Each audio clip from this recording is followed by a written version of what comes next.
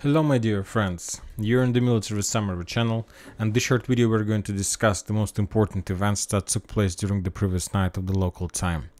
We can say that the Battle of Black Sea continues, and the Minister of Defense of Russian Federation reported that this night the Ukrainians made another attempt to attack the Russian ship Sergei Kotov, this is the title of the ship, with the two Navy drones. All those drones were destroyed, and probably, and correct me if I'm wrong, since the beginning of the special military operation, this is probably fifth or sixth attempt to attack by the Ukrainian forces the Russian fleet in this area.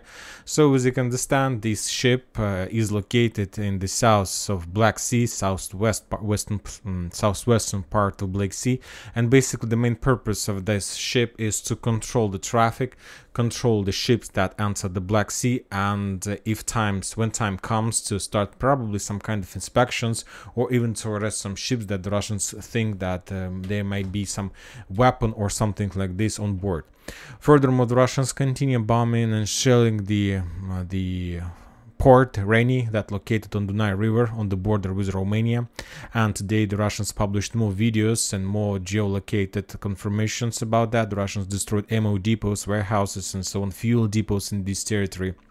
And we see that NATO countries like Romania, United States of America continue not doing anything with this situation, and this is a very difficult, very terrible bell or something like this sign for the Ukrainians. We see that NATO countries are not ready to involve the conflict and are not ready to start protection and defending of the Ukrainian part of Ukraine. Now we're moving further to Herzen area. Today we got the first geolocation from the islands, from at least Belogrudi island, from this area, and the Ukrainians published the video how they were bombing and attacking the Russian positions with the drones in this side of the on this side of the island. So basically, according to that geolocated video, we understand that probably the Russians have control over this part of the island. We haven't received any confirmations about control over the western part of these islands, but at least this one is under Russian control, and this control is confirmed by the Ukrainian geolocated drone attack. Now we are moving to the Parology area. First we're going to start with Petykhatki. Today the Russians published the video how they were bombing and attacking the Ukrainian positions in this area, and basically we are showing this video just to geolocate the real combat line. And according to this video, to these geolocated videos, I understand the Ukrainians managed to develop their bridgehead further to the west, and basically the Ukrainians control something like this, at least according to the geolocation video we received. So this is another territory that is under Ukrainian control, another part of the sector that is under Ukrainian control. When talking about Bradley Square, the Russians continue publishing more and more videos of clashes, of probably not even clashes, because it's very difficult, hardly unlikely those were clashes. That was like suicide operation and reducing of Ukrainian army under artillery fire and Lancet strikes. We got more updates how the Russians were using Lancet strikes to attack and destroy the Ukrainians' Bradley. For example, in this video we see how the Ukrainian Bradley was trying to create a smoke barrier, but it didn't help to survive. Furthermore, there was a lot of videos of more attacks. So I don't think that there is a real need to watch every single video, but we understand for sure that the Ukrainians managed to develop their offensive operation, and according to the video we understand that the Ukrainians managed to get very deep to the south of this bridgehead, and they managed to probably even half encircle Robotyne, at least from the east of that settlement.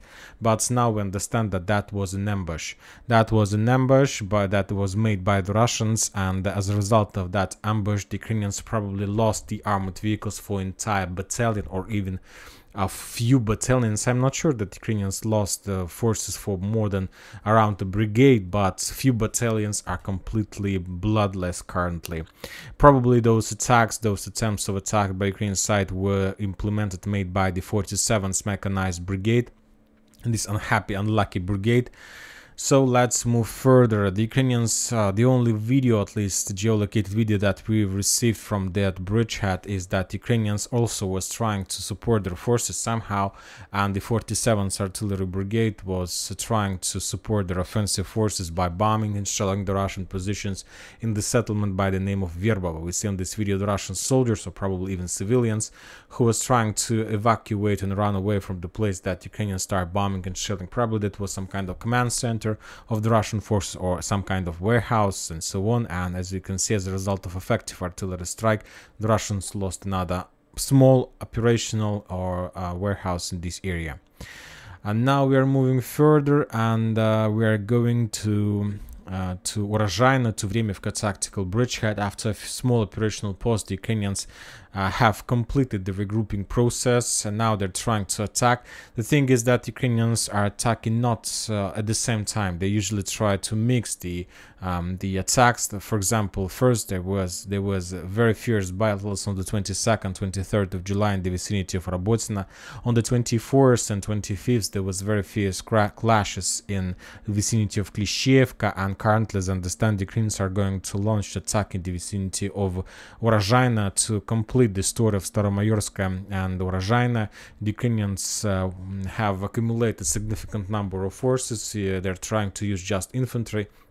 On this video, we see how the Russians managed to discover the Ukrainians' infantry, and they discovered their movements, how the Ukrainians were trying to redeploy their forces to the south to attack. So I believe that today or tomorrow we can expect more attempts from the Ukrainian side to storm settlements like Urozhaino and Staromayorska.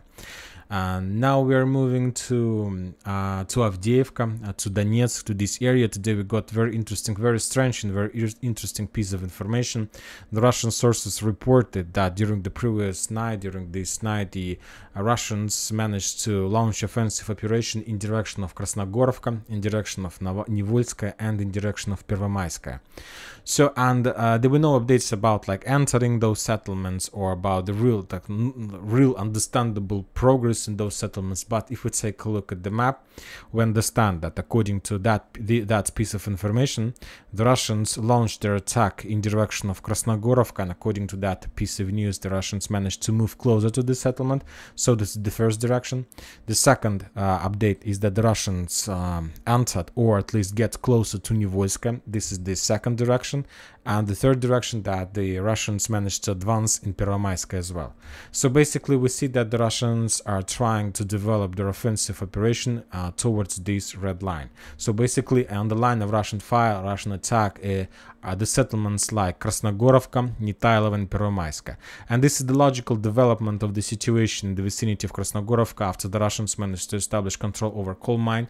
As I understand, during the previous week, the Russians managed to develop their positions and to suppress, the most important, to suppress the Ukrainian artillery and mortar positions in Krasnogorovka. And now the Russians launched another wave of attack in direction of that settlement. So if the situation is going to develop the same way with the same speed, I assume that even this summer we are going to see the storming operation of Krasnogorovka. But for these purposes, of course, first of all, the Russians need to complete the story of Nivolskaya and to cut the supply that goes from the north in that settlement. Because when talking about the southern area, the Russians have already established fire control over the supply roads from the west in direction of Krasnogorovka. So this is the situation about this sector. Now we are moving to Bakhmut, to Artyomovsk, to Klishchevka. Today the Russian sources published very interesting video. The video took around 6 minutes of very fierce battles, fierce clashes in the west-southwestern part of that settlement. And that was the video, and the author told us that that was an attempt of the Russian forces to counterattack. So basically this is the first geolocated confirmation that the Russians have already lost control over the western forest and the southwestern part of the Klishchevka itself. And currently the Russians need to send forces for counterattacking, for gaining lost positions, and so on. The video was very long, and we will not see the entire video because there are a lot of violence on that video.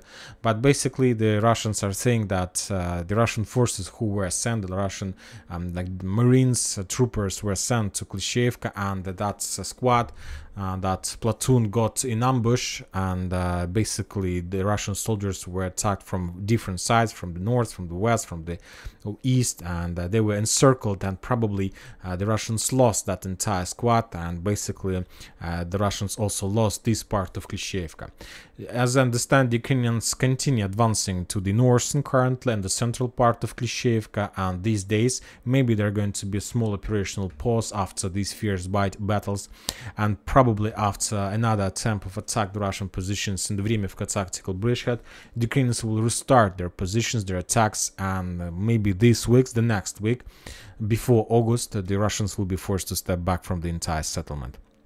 Also, the Ukrainians published another video of attack, of another attempt to attack in direction of Kurdyumovka and Zaryanovka. On this video, we see how the Ukrainians sent at least 3 personal armored carriers with the infantry in direction of those settlements. The Russians managed to discover and managed to destroy at least 1 personal carrier on the way with infantry on board. Of course, the rest of carriers were moving further to attack the Russian positions, and as you can see, the work of Russian artillery systems.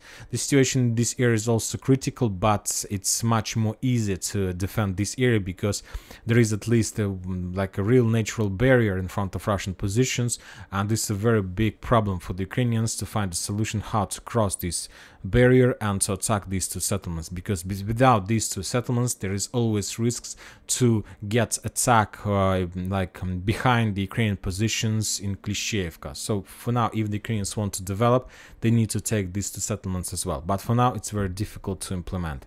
When talking about the northern flank, the Ukrainians published a video how they continue bombing the Russian positions on the northern part of Solidar. This is the second video from this area. The first one, if you remember, almost in the same area, the Ukrainians managed to discover and destroy Russian positions in a small hotel or restaurant. Of course, those restaurants wasn't malfunctioning, but anyway, maybe there was some kind of machine gun position, and as a result of usage of guided bomb, Ukrainian guided bomb, the Ukrainians destroyed. And now they, according to this video, the Ukrainians claimed that they managed to destroy the radar. So as you can see, the Ukrainians continue preparation of their before upcoming offensive operation in direction of the northern fortifications of Solidar in this direction. For now, yet the Ukrainians haven't launched that attack, but they're getting ready for this. Almost completed the preparation. Also, the Russians published the video how they were bombing and attacking the Ukrainian positions in the vicinity of Solidar. The author of that video claims that this video was made on the Bakhmut-Solidar direction. This video is not geolocated for 100%. This event took place somewhere here, and on this video we see the accumulation of the Ukrainian forces. The Russians managed to discover them, and then the Russians start bombing and shelling the Ukrainian positions. There were a lot of vehicles destroyed. Anyway, the Ukrainian sources are saying that after a few days of clashes this week, the Russians, probably on Monday or on Sunday, the Russians start using the cluster shells as well. And basically that led to significant losses from the Ukrainian side, but the Ukrainians, according to sources we have, tried to hide this piece of information and try not to spread this information among the Ukrainian soldiers because their spirit is on a very low level. And if the Ukrainians will understand, will find out that the Russians started using cluster shells against their offensive orders, and as we know, according to the latest tactics, that doctrine that Ukrainians start using, they're attacking Russian positions without support of armored vehicles. Of course, every single such attack on positions that is under protection of cluster artillery systems, of course, will lead to significant losses from the Ukrainian side. So that's why the Ukrainians try to suppress this piece of update, this piece of information, and not to allow this information to spread between the squads and forces of Ukrainian army. The Ukrainians of 10th Mountain Assault Brigade continue bombing and shelling with drone the Russian positions in the vicinity of Berestova. So basically we see that there are like 2 active areas of Ukraine attack. The first one is Bradley Square, Orekhov front line. We can find Bradley Square and Vremivka tactical bridgehead. And the second area of Ukrainian offensive operation is Klishchiivka, and we see that there are very fierce clashes. And we see that Ukrainians have almost completed the preparation of the third direction of attack, and we are talking about the area between Solidar, Yakovlevka, Bilogorovka, and Berestova. And currently the preparation of that attack is under responsibility of 10th Mountain Assault Brigade. The previous 2 weeks they were bombing and shooting the Russian positions along the railroadways of that brigade. That brigade also bombed and attacked with drones, with FEP drones, the Russian positions in Bilogorovka, Berestovo, Nirka, and today we got another confirmation. We remember that the forces of 30th Mechanized Brigade and 115th Mechanized Brigade were redeployed in this area, were reinforced. For example, this video was made by the 30th Mechanized Brigade, and we see that the Ukrainians managed to destroy a raider. So the preparation of offensive operation in Solidar have almost been completed. I expect that in a week the Ukrainians will activate their offensive operation in this area as well, and we are going to see the second battle of Solidar. And the only thing that the Russian can do with this situation is to increase and to develop further their offensive operation and their pressure on Tarskoye salient and Karamzinovka bridgehead. For now, we haven't received more updates from this territory. The only thing we got is that Russian another video of how the Russians using Lancet drone destroy the Ukrainian hidden position. It's like the Russians destroyed the armored vehicle CV-90. So we see that the clashes are intensifying, and there are going to be more clashes. For now, yet the Ukrainians still have reserves.